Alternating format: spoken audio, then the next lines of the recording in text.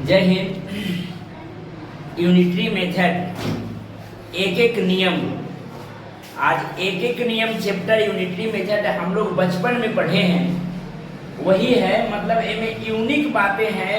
बचपन में हमने छोटे छोटे बात को पढ़े थे और इसमें बड़ा बड़ा बात को हमको किस प्रकार से बनाना है उसको देखिएगा। कुछ इसमें तथ्य हैं, कुछ इसमें बातें हैं, उस बातें को पूरा ध्यान देना है। काहे कि पहले क्लास में डिफिनेशन को यदि पढ़िएगा तो आपको पूरा बनाने आ जाएगा। डिफिनेशन पढ़िएगा और इसमें एक ही मूल मंत्र है। यूनिटरी मेथड में एक ही मूल मंत्र है जिससे आप पूरे सॉल्यूशन कर दीजिएगा, पूरे यूनिटरी मेथड चैप्टर को आप बना जाइएगा। और यूनिटरी मेथड में एक खास बात यह भी है कि यूनिटरी मेथड चैप्टर सारे सवाल से आते हैं, लेकिन आपको पता नहीं चलेगा कि कौन ये क्वेश्चन यूनिटरी मेथड के है या टाइम एंड वर्क का है या लाभ हानि का है या एसआई का है या सीआई। एसआई से हमें नहीं पूछती है, मतलब अर्थमेटिक में ही एक आती है और अर्थमेटिक के सवाल में पूछा जाता है और आपको पता नहीं चलेगा कि वो कौन चैप्टर के है। लेकिन एक नंबर, 2 नंबर, 3 नंबर तक सवाल पूछती है यूनिटरी मेथड में। इस बात पर थोड़ा ध्यान दीजिएगा। यूनिटरी मेथड एक एक नियम, एक एक नियम आखिर में होता क्या है? तो अंक गणितीय प्रश्नों को जब इकाई मान के आधार पर अज्ञात पद का मान निकाला जाता है तो यह विधि एक एक नियम कहलाता है। तो यह विधि क्या कहलाता है? एक एक नियम विधि कहलाता है। मतलब अज्ञात पद जो दिए हैं इसको अंडरलाइन कर लेंगे, मतलब जो छुपा हुआ मान है उसी मान को निकाला जाता है। जैसे यहाँ दिया हुआ है, यदि 10 कलम की कीमत 60 रुपया है, यदि 10 कलम की कीमत 60 रुपया है तो 4 कलम की कीमत बता दो। क्या कलम की कीमत बता दे? 4 कलम। तो हम लोग बचपन में पढ़े हैं, 4th क्लास से ही ये यूनिटरी मेथड चालू हो गया था और हम लोग पढ़े हैं और बहुत मार खाए हैं। मार काहे खाए हैं कि कभी कभी हम लोग गुना करके ले आते थे। अब गुना वाला सर गुना सिखा देते थे, बाद में उल्टा मान देते थे, उसको भाग करके बताते थे और हम लोग वही एक ही पैटर्न करते थे। काहे कि हमको पता ही नहीं था कि इसका क्या करना है क्या नहीं करना है। और आज जब बड़े हुए हमें एक ऐसा मंत्र, ऐसा ट्रिक ऐसे समझेंगे कि आसान से हमको यूनिटरी मेथड बन जाएगा। समझ गए? तो बचपन वाला पहले बात को बताते हैं। चूंकि 10 कलम की मूल्य 60 रुपया, कै रुपया है? 60 रुपया है। इसलिए एक कलम की मूल्य क्या हो जाएगी? इसलिए एक कलम की मूल्य क्या हो जाएगी? तो 60 बटा में 10 पढ़ते थे तो हमें एक कलम की मूल्य आ जाता था कै रुपया? 6। ऐसे भी सोचिएगा। अब हम लोग को सोचना है कि 10 कलम 60 रुपया में मिलता है तो एक कलम कै रुपया में मिलेगा? तो 6 रुपया में मिलेगा। तो बताइए, तो बताएं कि 4 कलम की कीमत क्या होगी? तो फिर हम लोग निकालते थे। इसलिए 4 कलम का मूल्य क्या होगा? तो 6 गुने 4 करके उत्तर निकालते थे। यहाँ कितना? 6 चौका 24 जो उत्तर मेरा होता था। और ये सारे लंबा प्रक्रिया को बनाने के बाद हमें उत्तर मिलती थी। और यहाँ गुरु जी के पास ले जाते थे तो हमें वाह की सही होता था तो कहते कि वाह सही है, और गलती होता था कहते थे कि इसको इस प्रकार बनाना है। लेकिन आज हम लोग पढ़ेंगे एक अपना तरीका, जो ध्यान दीजिएगा यहाँ, सिर्फ इसमें काम का पहचान करना, सिर्फ काम का पहचान करना और आपका आंसर बन जाएगा। देखिएगा, यदि 10 कलम की मूल्य दिया हुआ है, 10 गो कलम का मूल्य क्या रुपया? 60 रुपया। 10 कलम का मूल्य है 60 रुपया, 60 रुपया। इसलिए 4 गो कलम के मूल्य होगा कितना रुपया? यही निकालना और कुछ नहीं करना है। इसमें देखना है कि काम क्या है तो रुपया कमाना। काम रुपया है, बस इसी रुपया को हमें अदल बदल इंटरचेंज कर देना है और कुछ नहीं करना है। जैसे 10 कलम, ये साइड लिखना है, ये वाला ए साइड लिखना है, तो वाट बराबर 4 गुने 60, 0 से 0 काट लेंगे, इसलिए वाट बराबर कितना, 6 चौका 24। डायरेक्ट मेरा उत्तर ही होता था यहाँ से, समझ गए। और बात को देखिएगा, और बात के हम बताते हैं, इसको पूरा क्लियर हो जाएगा। अनुज मिटाने वाला दीजिएगा, समझ गए।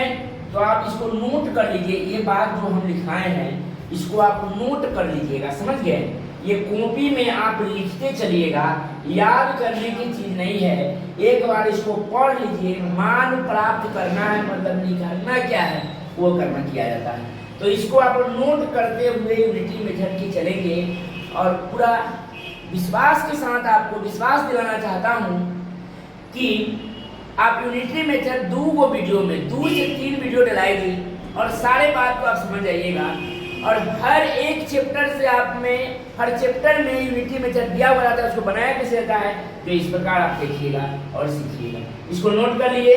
तो अभी डिफिनेशन क्लास ही चलेगी, अभी क्वेश्चन नहीं चलेगी। आप डिफिनेशन, पूरा डिफिनेशन पहला क्लास को सही से पढ़ें, ठीक। मिटाते हैं इसको।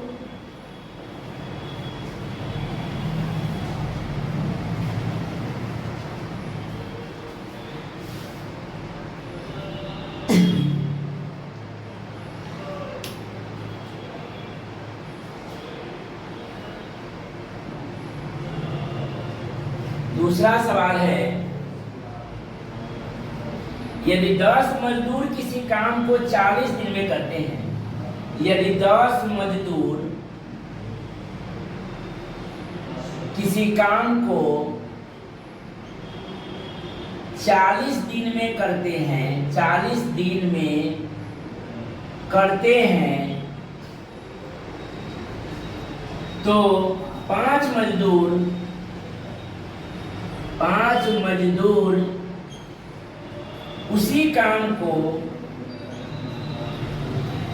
उसी काम को कितने दिन में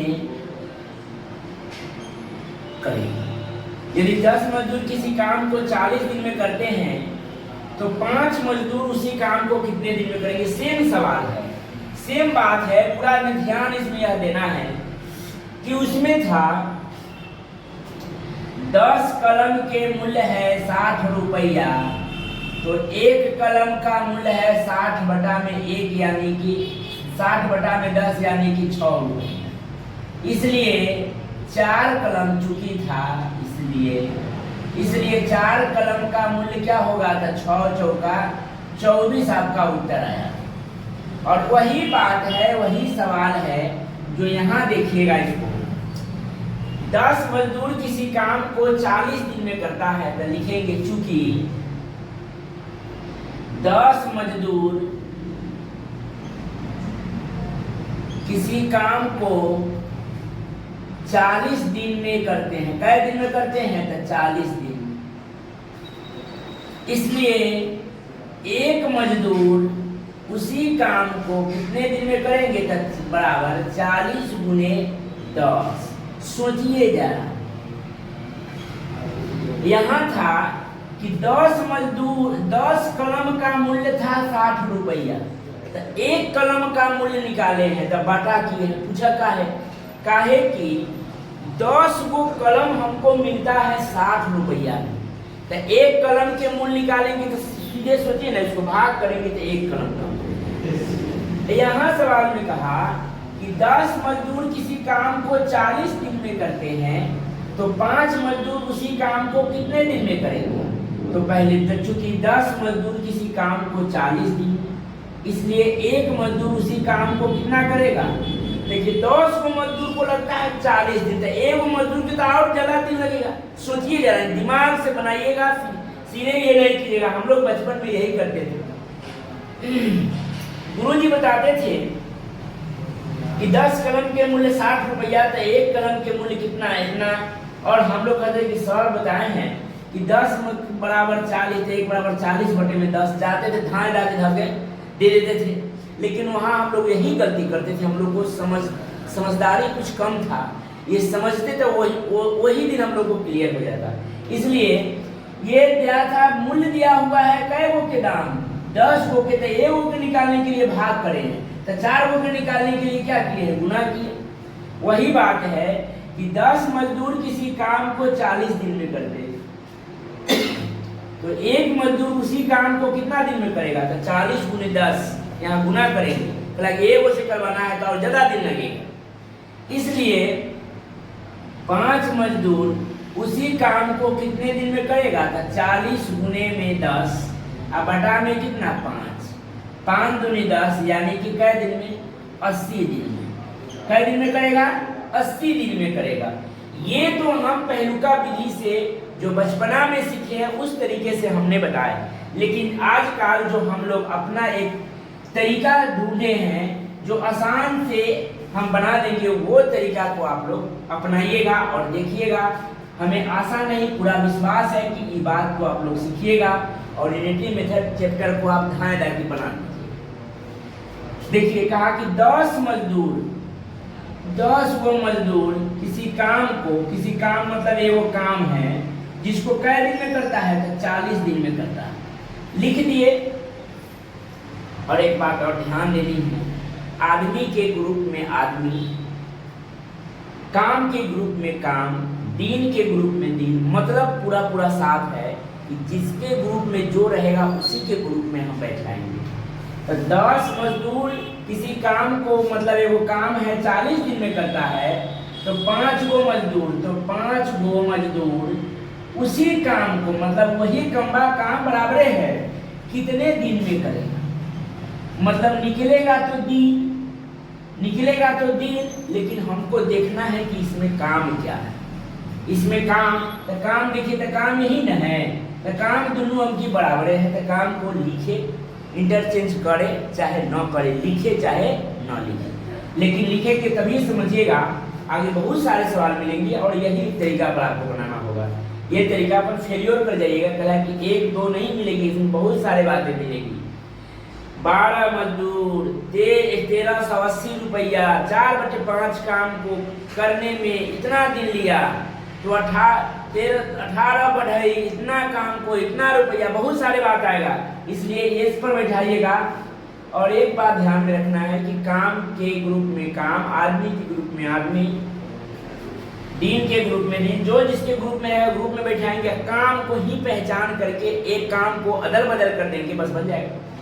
में काम 1 है, यहाँ देखिएगा, अब लिखेंगे 10 गुने ई काम लिखेंगे 1 और गुने 40 बराबर 5 गुने ई काम लिखेंगे 1 गुने में x। अब इसको काट देंगे 5 से, 5 × 40, इसलिए x बराबर कितना होगा, 10 × 80 दिन, 80 दिन, और डायरेक्ट मेरा उत्तर हो गया, समझ गया। तो ये तरीका को आप लोग अपनाइएगा। अब ये तरीका को भी सीखिए, बहुत सारे डेफिनेशन में बहुत सारे बात को बताऊंगा, सारे बात को लिखना है, कॉपी पर लिखिए। आपको बार बार बताया जा रहा है कि आप लोग लिखिए, सारे बात को नोट करिए। नेक्स्ट पॉइंट देखेंगे, अब मिटाते हैं इसको, नोट कर लीजिए, इसको मिटा रहे हैं।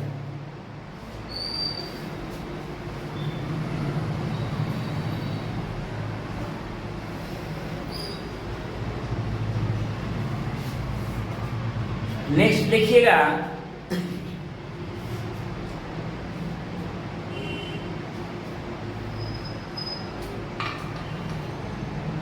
एक एक नियम के लिए कथन, एक एक नियम के लिए कुछ कथन है, समझ गए। वो कथन होते हैं 2 प्रकार के, कथन होते हैं क्या, कितने प्रकार के, 2 प्रकार के। अनुक्रमानुपाती,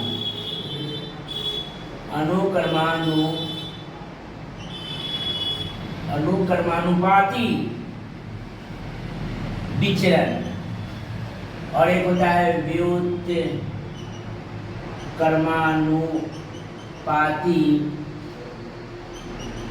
विचरण, मतलब डायरेक्टली मेथड और इनडायरेक्टली मेथड।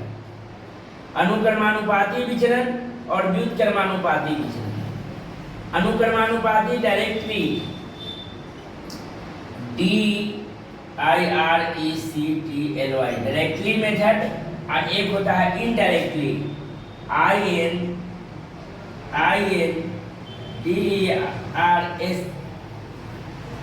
डायरेक्टली मेथड, और एक होता है इनडायरेक्टली। क्या होता है इनडायरेक्टली? INDRELICLY indirectly method. एक अनुक्रमानुपाती विचलन और एक होता है व्युत्क्रमानुपाती विचलन। डायरेक्टली मेथड और एक होता है इनडायरेक्टली मेथड। समझ गए?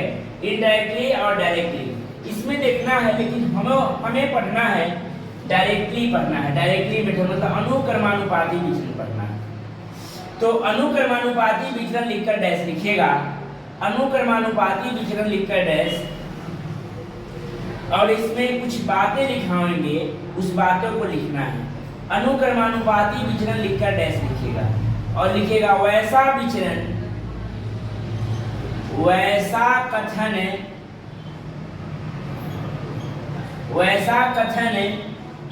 जिसमें एक राशि के मान से, वैसा कथन जिसमें एक राशि के मान बढ़ाने से उसके संगत राशि के मान बढ़ जाए, अथवा एक राशि के मान घटाने से उसके संगत राशि का मान घट जाए, अनुक्रमानुपाती विचलन कहा जाता है। अनुक्रमानुपाती विचलन एक बार और सुनिए और इसको लिख लीजिएगा। हम धीरे धीरे बोल रहे हैं, उसको सुनकर लिखिए। अनुक्रमानुपाती विचलन लिखकर डैश, इनडायरेक्टली मेथड लिखकर डैश लिखिएगा वैसा कथन जिसमें एक राशि के मान बढ़ाने से उसके संगत राशि का मान बढ़ जाए, अथवा एक राशि के मान घटाने से उसके संगत राशि का मान घट जाए, अनुक्रमानुपाती विचलन कहलाता है, डायरेक्टली मेथड कहलाता है। जैसे कुछ बात है, यहां देखिएगा बेटा, इसको अनुक्रमानुपाती और व्युत्क्रमानुपाती को ध्यान में रखिएगा। और मैं डायरेक्टली मेथड अनुक्रमानुपाती विचलन लिखाता हूं। अनुक्रमानुपाती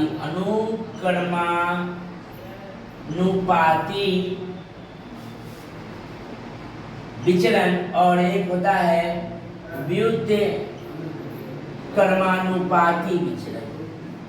अनुक्रमानुपाती विचलन और एक होता है व्युत्क्रमानुपाती विचलन। कथन में क्या है? कथन में दो पार्ट होते हैं। एक में होता है अनुक्रमानुपाती और दूसरा में होता है व्युत्क्रमानुपाती। ठीक, यहां देखिएगा इसका संबंध होता है, संबंध अनुक्रमानुपाती का संबंध देखिएगा, वस्तु और मूल्य, वस्तु और मूल्य, यहां ध्यान देना है। वस्तु और मूल्य, 5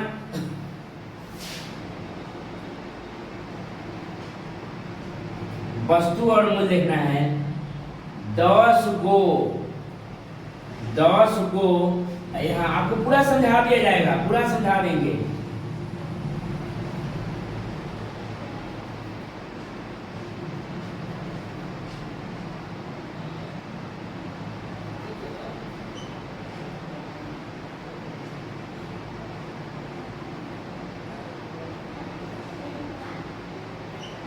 चलिए यहाँ देखिएगा, डायरेक्टली मेथड में आप इसको देखिएगा, वस्तु है और यहाँ मूल्य है। वस्तु है और क्या है? मूल्य है। तो 10 को वस्तु, तो मूल्य कै रुपया है? 50 रुपया। वस्तु 10 को वस्तु का मूल्य कै रुपया? 50 रुपया। तो देखिएगा यहाँ, तो 10 पचे 50 हो रहा है। 5 वस्तु तो 50 25।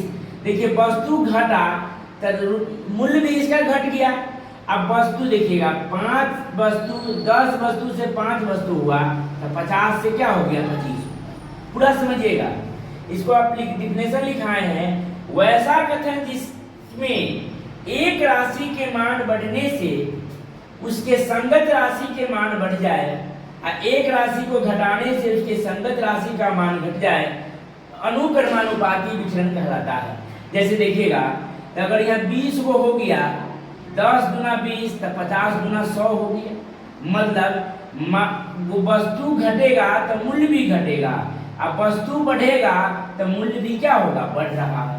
यही बात को समझना है। जैसे देख लीजिएगा, यहाँ 10/50 सबके मान होगा बराबर, सबके मान क्या होगा, बराबर होगा। उसी प्रकार लिखना है 10/5 बराबर 5 बटा में बोलिए आप लोग भी 25, फिर बोलिए बराबर 20 बटा में कितना, 100। अब इसको काटेंगे तो 1/5 बराबर, इसको भी काटेंगे 1/5 बराबर, इसको भी काटेंगे 1/5 बराबर। मतलब मान सबको क्या हो जाएगी, तो बराबर हो जाएगी। अनुक्रमानुपाती विचरण कहलाता है। क्या कहलाता है, अनुक्रमानुपाती विचरण कहलाता है। आगे देखेंगे व्युत्क्रमानुपाती विचरण में, इसमें अनुक्रमानुपाती में संगत राशि के मान घटने से मूल्य में भी मान घटेगा, और संगत राशि के मान बढ़ने से मूल्य में भी मान बढ़ेगा। तो 5 चौका 20 करेंगे तो 25 चौका 100 करेंगे, यदि 10 गुना 20 करेंगे तो 50 गुना 100 करेंगे। बात समझ में आ रहा है, इसको नोट करते चलिएगा। अनुक्रमानुपाती विचरण का कुछ संबंध दिया था, जिस संबंध को हमने आपके साथ दर्शाए हैं, और एक भी व्युत्क्रमानुपाती विचरण इसके बाद देखिए। इसको मिटाते हैं, व्युत्क्रमानुपाती विचरण को देखते हैं, इसको ध्यान रखिएगा। अगला व्युत्क्रमानुपाती बताएंगे, आपको वो भी समझ में आ जाएगा। मिटाएं इसको। अब देखिएगा व्युत्क्रमानुपाती मतलब इनडायरेक्टली मेथड, व्युत्क्रमानुपाती विचरण इनडायरेक्टली मेथड। इसका भी कुछ डिफिनेशन आपको याद करना है, जो आपको हम बोल रहे हैं उसको पूरी गौर से सुनेंगे। व्युत्क्रमानुपाती विचरण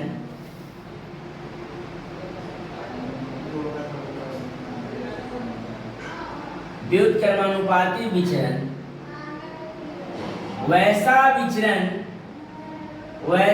विचरण वैसा अंकगणितीय कथन जिसमें एक पद के मान बढ़ने से उसके संगत पद का मान घट जाए। एक पद के मान बढ़ने से अनुक्रमानुपाती में उसके संगत पद का मान बढ़ जाता था, मूल्य बढ़ जाता था। इसमें है वैसा अंकगणितीय कथन जिसमें एक पद के मान बढ़ाने से उसके संगत पद का मान घट जाए, या एक पद के मान घटाने से उसके संगत पद का मान बढ़ जाए, व्युत्क्रमानुपाती विचरण कहलाता है। जैसे इसमें भी कुछ कथन है, इसको भी आप लोग देखिएगा। लिखिएगा मजदूर और नीचे हो जाएगा क्या,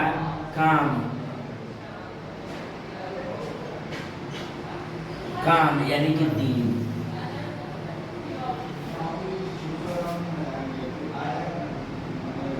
ठीक, देखिएगा बी इसी में 20 को मजदूर 10 दिन, 10 को मजदूर 20 दिन। ठीक, तो 40 को मजदूर 5 दिन। यहां देखिएगा, अब सवाल में कहा कि 20 को मजदूर लगेगा। 20 को मजदूर किसी काम को 10 दिन में करता है। 20 को मजदूर किसी काम को कै दिन में करता है, तो 10 दिन। और 10 को मजदूर करवाएगा तो कम दुगुना दिन लगेगा। तो देखिए उसमें बात को दूसरा हो रहा था, इसमें बात दूसरा हो रहा, समझिए जरा। 20 को मजदूर लगेगा, तो मान लेते हैं कोई काम 10 दिन में हुआ, तो 10 को मजदूर करेगा तो ये काम को दुगुना होगा लगेगा। अब बताइए अगर 40 को मजदूर लगेगा तो और कौन दिन लगेगा? सोचिए जरा, दिमाग लगाइए तभी समझ में आएगा। 20 को मजदूरा काम करता है तो वो काम को करता है कै दिन में? 10 दिन में। अगर 10 को मजदूरा करेगा, 20 को मजदूर मतलब 20 आदमी थे तो काम 10 दिन में हुआ है। 10 को आदमी जाएंगे तो काम तो और ज्यादा दिन में होगा, 20 दिन में होगा। है, और 40 घोड़ा जाएंगे तो और लोग कम दिन में काम हो जाएगा। सोचिए, बस बन जाएगा। सोचिएगा, समझिएगा, बन जाएगा। जैसे आप लोग ऐसे मान लीजिए कि आजकल खेत में काम नहीं होता है, समझ गए, और खेत में हम लोग काम करवाते थे पहले, तब देखिएगा ये खेत के प्लॉट में बैठाते थे मजदूर को, तब 20 को आदमी आता था, 20 को मजदूरा काम करने आता था, तो काम कहता था कि मालिक 10 दिन में काम कर, कई दिन में कर देंगे 10 दिन। अगर 10 को मजदूरा आया तो कहा कि भाई हम 20 गोड़ा थे तब ना 10 दिन लगा है, हम 10 ही गोड़ा आए हैं तो दिन क्या हो जाएगा, बढ़ जाएगा। आदमी आधा आया तो दिन दुगुना बढ़ जाएगा। बात समझ में आ रहा है? अगर एक आदमी और दुगुना आया तो काम और चरगुना घट जाएगा। पूछा कैसे? आदमी बढ़ेगा तो दिन जल्दी, काम जल्दी हो जाएगा, आदमी घटेगा तो ज्यादा दिन में होगा। बात समझ में आ रहा है? आ रहा है समझ में? तो जैसे डायरेक्टली इसको मान को हम लिखेंगे, जैसे 20 मजदूर काम किया 10 दिन में बराबर होगा 10 मजदूर किया 20 दिन में बराबर होगा 40 मजदूर किया 5 दिन में। समझिएगा, तो 20 दहनिया के कितना हो जाएगा 200, 20 दहनिया के 200, 40 पति कितना हो जाएगा 200। यदि इसको काट देंगे ना तो काम क्या हो जाएगा, बराबर बराबर बराबर आ जाएगा। तो यही बात को आपको पढ़ाया है कि मान बढ़ाने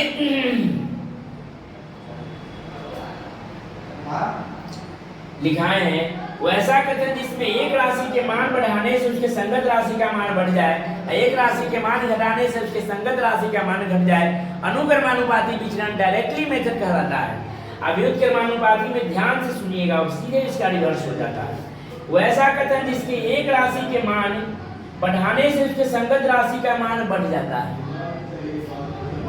है, अथवा एक राशि के मान घटाने से उसके संगत राशि का मान घट जाए, अनुक्रमानुपाती विचलन कहलाता है। समझ गए?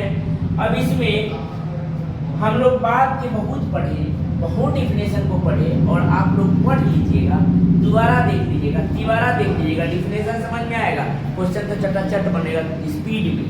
तो इसलिए अपना स्टाइल में अब जो अपना बातें पढ़ाना है उस बात पर थोड़ा अमल कीजिए, ध्यान कीजिएगा। यूनिटरी मेथड में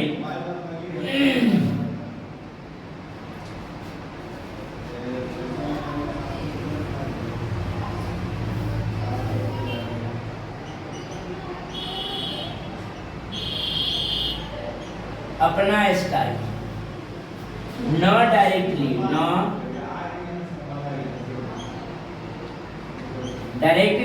and no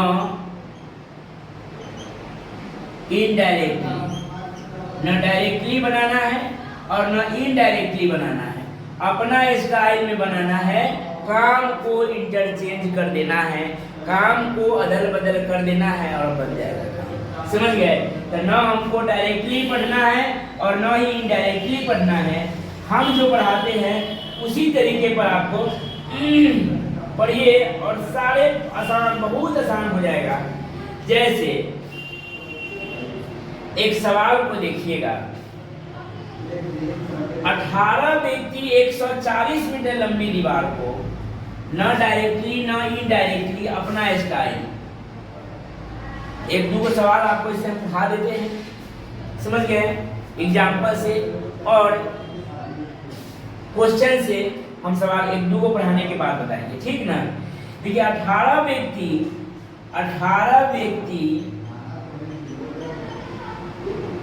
140 मीटर लंबी दीवार को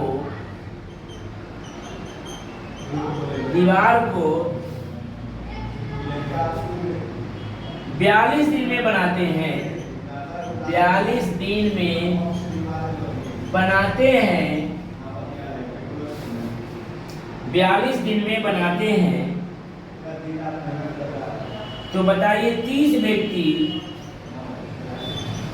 तो बताएं 30 व्यक्ति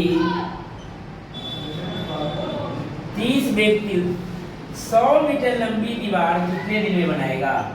100 मीटर लंबी दीवार कितने दिन में बनाएगा? पूरा यहाँ देखिए, न डायरेक्टली न इनडायरेक्टली अपना स्टाइल में बनाएंगे, अपना तरीका से। 18 व्यक्ति एक दीवार मतलब 140 मीटर लंबी दीवार को 42 दिन में बनाते हैं।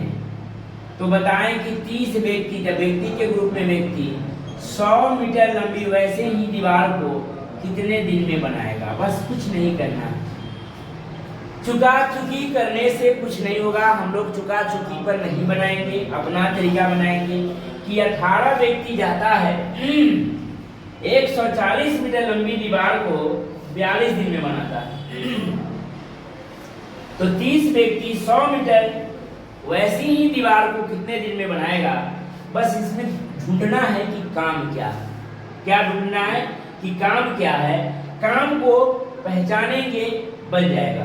तो जैसे देखिएगा 18 व्यक्ति गया 140 मीटर लंबी दीवार को 42 दिन में बनाया। तो काम तो है दीवार बनाना। काम क्या है? काम तो दीवार बनाना है ना। तो काम को अदल बदल कर देंगे, इंटरचेंज कर देंगे। तो यही है 140 मीटर और 100 मीटर। मतलब इस ग्रुप में लिखना है ये मान, इसमें ये मान लिखना है।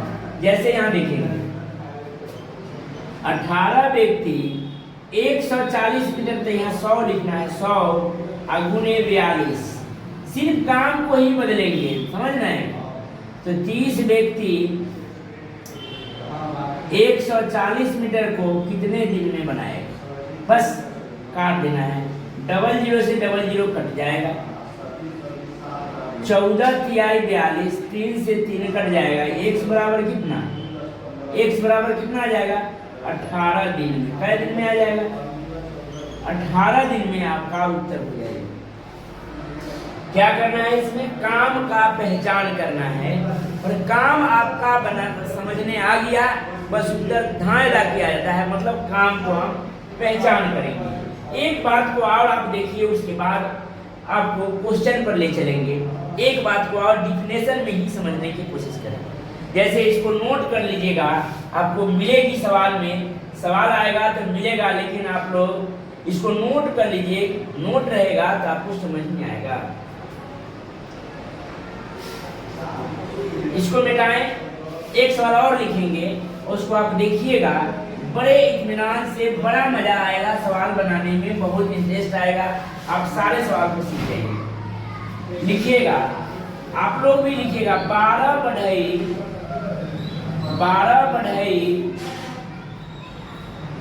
6 घंटे प्रतिदिन काम करके 6 घंटे प्रतिदिन काम करके एक प्रतिदिन काम करके 24 दिन में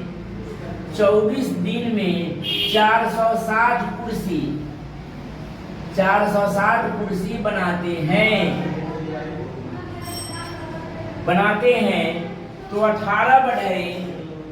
तो 18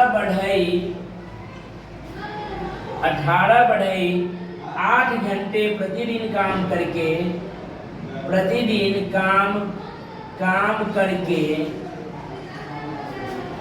36 दिन में कितने कुर्सियां